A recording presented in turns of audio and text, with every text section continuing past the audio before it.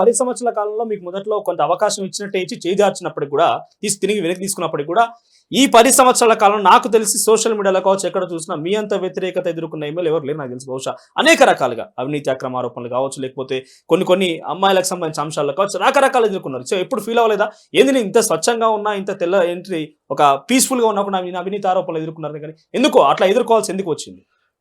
ఎవరైతే నీతివంతుడుగా ఉంటాడో, ఎవరైతే ఆత్మీయంగా ప్రజలలో ఉంటాడో, ఎవరైతే ప్రజానాయకుడుగా ఉంటాడో వాళ్ళకే ఈ కష్టాలు వస్తాయి. ఉదాహరణకి మనం 2 ఉదాహరణలు చెప్తాను. ఒకటి హీరోని తీసుకుందాం. సినిమాలో హీరో చివరి వరకు కష్టాలు పడుతుంటాడు, నిందలు ఎదుర్కొంటాడు, అపనిందలు ఆరోపణలు ఎదుర్కొంటాడు. ఆఖరికి ఆయన సుఖపడే టైం వరకు సమాప్తం అయిపోతుంది. నెంబర్ 1. నెంబర్ 2, నేను దళిత క్రైస్తవుడుగా యేసు ప్రభు గురించి చెప్తాను. యేసు ప్రభు ఎలాంటి తప్పు చేయలేదు, కానీ తన దగ్గర ప్రియమైన శిష్యులే ఆయన ఎవరో మాకు తెలియదు అంటాడు. ఇంకో శిష్యుడు ముద్దు పెట్టి అప్ప చెప్తాడు. ఇంకో శిష్యుడు ఆయన గాయాల్లో చేపెడితే మాత్రం నమ్ముతాడు, లేకపోతే నమ్మనంటాడు. ఏ రక్షణ కోసం అంటే యూదుల రక్షణ కోసం యేసు ప్రభు పుట్టిండని చరిత్ర చెప్తుంది. ఆ యూదులే యేసు ప్రభుకు సిలువ వేయాలి చంపాలని చెప్పేసి ఆ యూదులే అంటారు. తర్వాత ఆయనను ఆ యూదులే ఉమ్మేస్తారు, బట్టలు చింపేస్తారు, కొరడాలతో కొడతారు, ముళ్ళ కిరీటం పెడతారు.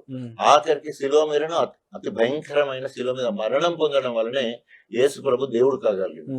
అదే విధంగా యేసు ప్రభు నమ్మిన బిడ్డగా నేను ఏదైనా నాకు కష్టం వచ్చినప్పుడు ఆయన ఉదాహరణ తీసుకుంటా. ఆయనలో రవ్వంతా కూడా మనం కాదు, కానీ ఆయన ఎలాంటి తప్పు చేయకుండా గన్ని వస్తున్నాయి. ప్రజా జీవితంలో అనేక రకాలుగా రాజకీయాల్లో ఎదుర్కొని ఉండాలన్నప్పుడు మనం మంచి చేసినా కూడా శత్రువుకు అది చెడు లెక్క ఉంటుంది. ఎందుకు చెడు లెక్క ఉంటుంది అంటే జెలసీ. ఇంకా మంచి పేరు వస్తుంది అని చిన్న అంశాలను భూతార్థములు పెట్టి చూసే కార్యక్రమాలు. నేను ఎక్కడ కూడా భూదందాలు పాల్గొని కోట్ల రూపాయలు సంపాదించలేదు. ఏం లేవు. ఉన్నదల్లా ఒకటి ఏదో తప్పుదాం బట్టి కొంతమంది బహిరంగాన్ని బయటకు వచ్చి రాజయ్య చేయాలని ప్రయత్నం చేసిన కొంతమంది సర్పంచ్ లాంటి నవ్య లాంటి వాళ్ళు కావచ్చు, అందరూ కూడా ఇంత పెద్ద ఎత్తున ఆరోపణ చేస్తారంటే ఇంతకు మించే ఉండకపోవచ్చు రాజకీయాలు. ఎందుకంటే చిట్ట చివరిన దిగజారిపోతాయి ఇటువంటి ఆరోపణలు చేయరు ఎవరి మీద కూడా. అంటే ఏమైపోయింది అంటే ఇవాళ రేపు సమాజంలో అనేక రకాల రుగ్మతలు పైసలకు లోబడి చేసింది. కోట్ల రూపాయలు ఖర్చు పెట్టి డిఫేమ్ చేయడం కోసం నవ్య లాంటి వాళ్ళని వాడుకొని పైసలు ఇచ్చి కడియం శ్రీహరి నాకు మొదటి నుంచి శత్రువు ఆయన ఒక్కడే కదా, ఓపెన్ చెప్పడానికి సిద్ధాంతం 100% ఆయన్ని. ఆఖరి మళ్ళీ ఎమ్మెల్యే ఆమెతో పోటీ చేయించడం. ఎందుకు పోటీ చేయించడం అంటే నేను మాదిగా బైన్ ల్యాండ్ తీసుకొచ్చిన. ఆయన బైన్ లోడు మాది కూడా ఎవరు వేయొద్దు, మొత్తం మాదిగా అక్కడ మొత్తం కూడా బైన్ లైన్ కడియం శ్రీహరి దొబ్బుతాడు. ఇప్పటికి ఇక్కడ 25 ఏళ్ల కంచె ఆయననే తీసుకున్నాడు. ఇప్పుడు ఆయన బిడ్డ కోసం ప్రయత్నం చేస్తున్నాడు. బైన్ లోడ్ కావద్దు, మాదిగా ముద్దు అని చెప్పేసి అక్కడ మాదిగా ఉద్యమకారులందరూ కూడా ఉద్యమం కూడా చేయడం. అయితే మాదిగా ఓట్లు నాకు వెయ్యారనే ఉద్దేశంతో ఆమెకు పోతాయని చెప్పేసి ఆమెను మాదిగా బిడ్డ కాబట్టి ఆమె అక్కడ నుంచి ఎమ్మెల్యే కూడా డబ్బులు ఇచ్చి, అంటే ఎంత ప్రేరేపించినా కూడా పూర్తిగా తన మీద ఉన్నటువంటి అంటే ఏ మహిళ చెప్పినటువంటి కొన్ని మాట కూడా నవే చెప్పింది, ఇంకేదో జరిగిందని ఇంకేదో జరిగింది అంటే ఎంత ప్రేరేపిస్తారో ఒక మహిళని. ఇప్పటిదాకా అక్కడ మాట్లాడుతున్నా కానీ మళ్ళీ అడుగుతున్నారు. ఎందుకంటే నేను మహిళల గురించి మాట్లాడి నాకు ఇష్టం ఎందుకున్నదంటే, ఇప్పుడు మీరు అడిగిన వాళ్ళు చెప్పాలంటే నేను ఆమె మీద అభియోగాలు చేయాలి. అభియోగాలు సమాజం ఇంకా బాగుండదు. సో ఒకటి చెప్పగలను ఏంటంటే ఆమె చేసిన అనేక అభియోగాలు గవర్నమెంట్ లో ఉన్న నా మీద సుమోటోగా కేసు పెట్టారు. పోలీస్ కమిషనర్ ఎంక్వైరీ చేశారు. అబ్సల్యూట్లీ అది ఓన్లీ ప్రెస్ మీడియా హైక్ చేసింది. తర్వాత రాజకీయ దుర్బుద్ధితో కార్యక్రమం చేసిందని క్లీన్ చిట్ ఇవ్వడం జరిగింది. So there ends the matter.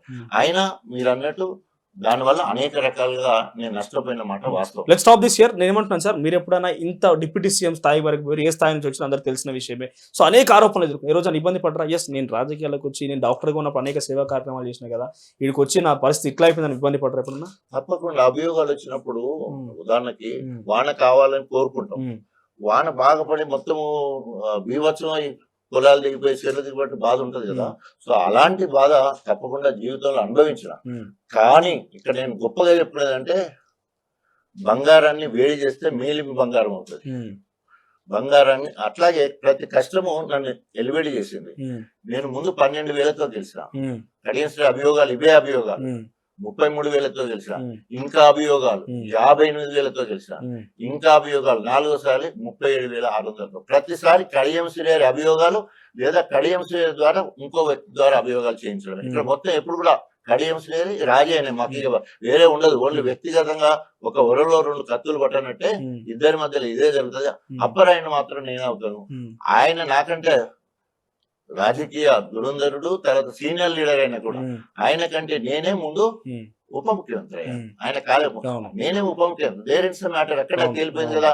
తర్వాత ఆయనకు నాకు 4 సార్లు పర్సన్ డైరెక్ట్ ఎలక్షన్లు అయినాయి. ఆయన 2 సార్లు గెలిచి, నేను 2 సార్లు గెలిచాను. ఆయన 4,000తో గెలిస్తే నేను 12,000, 33,000తో గెలిచాను. అసలు కంపారిజన్ ఉండదు. ప్రజా జీవితంలో నేను ప్రజానాయకుడుగా, ఆయన రాజకీయ నాయకుడు ఆయన.